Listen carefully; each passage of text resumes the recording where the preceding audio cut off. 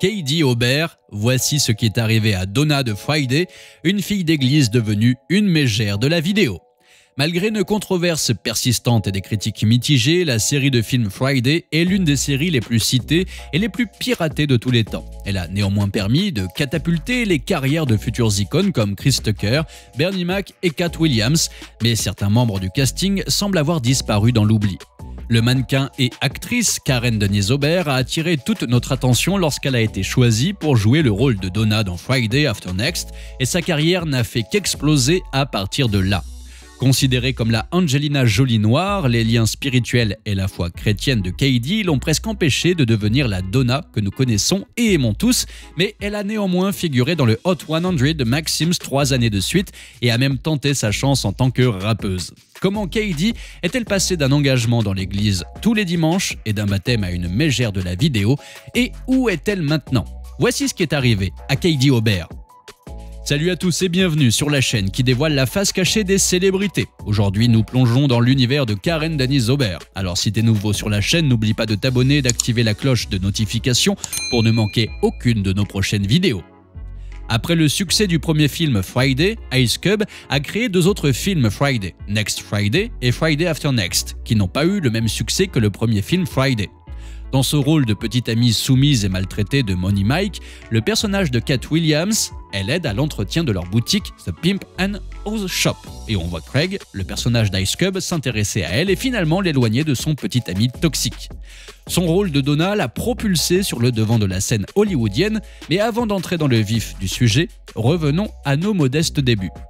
Née à Shreveport, en Louisiane, mais élevée en Californie, Katie est née d'une mère très jeune qui n'était pas comme les autres mamans de son entourage. Née d'une fratrie de 7 enfants, bien que Katie soit surtout connue pour sa beauté, elle n'a pas toujours été la Katie que nous avons connue au fil des ans. Enfant, elle était plutôt garçon manqué, s'adonnant au baseball et plus tard au softball, où elle a joué jusqu'à l'université.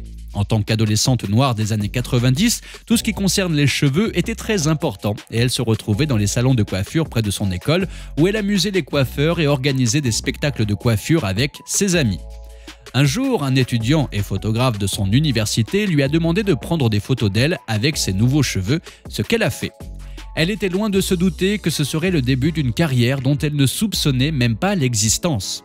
Avec les films qui continuent de tourner et les photos qui continuent de clignoter, elle se retrouve dans de nombreux magazines de coiffure et, avec les encouragements de ses pairs, elle tente sa chance auprès d'agences de mannequins qui la rejettent régulièrement en lui disant qu'elle est trop grosse pour mettre un pied dans le monde du mannequinat.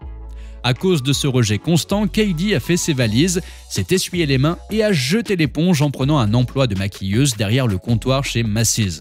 Sauf qu'elle ne jetait pas vraiment l'éponge et que ce travail lui servait de marchepied pour percer dans l'industrie. Par tous les moyens nécessaires, l'adolescente Katie était très attachée à l'église et à sa foi, allant jusqu'à aller à l'église tous les dimanches. Elle était déterminée et destinée à réussir malgré son poids, et c'est exactement ce qu'elle a fait. Un jour, alors qu'elle s'occupait de ses affaires derrière le comptoir, une femme s'est approchée d'elle et lui a suggéré de devenir mannequin à l'insu des femmes qui étaient informées par ses tentatives antérieures de Katie. La dame a répondu « ce n'est pas un problème » et a recommandé à Katie de consulter sa fille, qui est devenue elle-même un mannequin grande taille et qui a ensuite recommandé Katie à son colocataire, qui s'est avéré n'être autre qu'Eric Lively, qui a recommandé Katie à plusieurs agences de mannequins. À ce moment-là, elle avait signé avec LA Models et sa carrière était lancée. En dehors du mannequinat, elle a traversé sa phase vidéo vixen video girl au début des années 2000 lorsqu'elle a été choisie pour faire partie du clip de Dabrat et Tyrese pour leur chanson What You Like. Elle est ensuite apparue en 2002 dans le clip de Fabulous et P. Diddy pour leur chanson Tried It All Part 2, avant de décrocher le rôle qui allait changer radicalement la trajectoire de sa carrière. Krista Kleiman, l'une des personnes chargées de superviser la carrière de Katie, lui avait conseillé de tenter sa chance dans la publicité et la télévision. Choisie pour co-animer l'émission Kidnapped sur MTV, elle apparaît dans une série de publicités et d'émissions télévisées avant d'être choisie pour jouer le rôle de Donna dans Friday After Next d'Ice Cube après une audition rapide organisée par son agence. Fidèle à ses croyances chrétiennes, elle avait initialement refusé l'offre en raison de l'intrigue du film et de son atmosphère générale faite d'herbes et de contenu violent. Par coïncidence, ce motif est relativement similaire à celui invoqué par Chris Tucker, qui avait joué le rôle de Smokey dans le premier film Friday pour renoncer au film Next Friday. Katie se souvient de son expérience dans le rôle de Donna comme étant très amusante et étonnante. En tant que nouveaux venus dans le quartier avec Kate Williams, les deux sont restés côte à côte et heureusement, ils ont été choisis de telle sorte qu'ils n'avaient pas d'autre choix que d'être à côté l'un de l'autre à tout moment. Après son passage dans le film, elle a joué dans d'innombrables clips musicaux pour Lloyd, Ludacris, Ne-Yo, 50 Cent et bien d'autres. Cela l'a incité à se lancer dans la musique sous le pseudonyme de Katie Rose. Elle a ensuite joué dans d'autres publicités et projets tels que This Enchant avant d'être choisie pour son rôle de Giselle dans le film Soul Plane 2004, aux côtés de Kevin Hart, Monique, Sommore, Godfrey, Lonely Love, Method Man et de nombreux autres icônes. C'est là qu'elle a eu l'occasion de retrouver Terry Crews et John Witherspoon, avec qui elle avait déjà travaillé dans Friday After Next. Elle a ensuite figuré 3 fois de suite dans le classement Maxim's Hot 100 et a été choisie comme Fantana aux fraises pour jouer dans la publicité originale en tant que l'une des filles Fantana pour la marque de soda Fanta.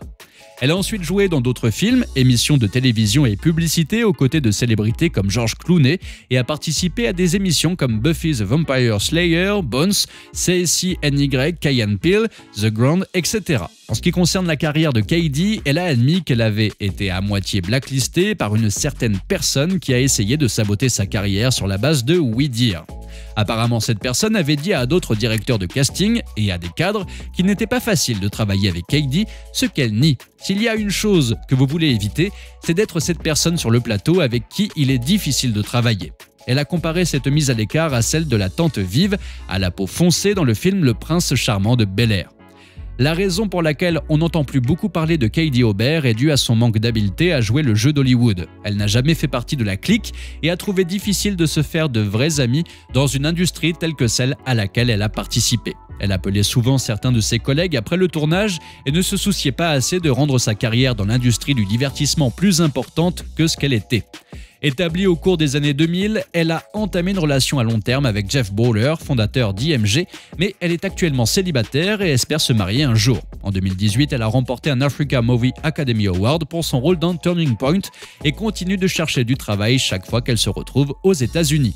Elle a actuellement la nationalité française et réside dans le sud de la France qu'elle décrit comme une double vie par rapport à sa popularité et à son style de vie chaotique aux États-Unis où nous souffrons tous probablement d'une forme de trouble de stress post-traumatique et faisons comme si l'Amérique n'était pas un pays du tiers-monde qui ne tient qu'à une ceinture Gucci. Dans l'ensemble, Katie est parfaitement heureuse de l'évolution de sa carrière et affirme que même si son travail d'actrice de mannequin ou autre ne fonctionne pas, elle s'en sortira.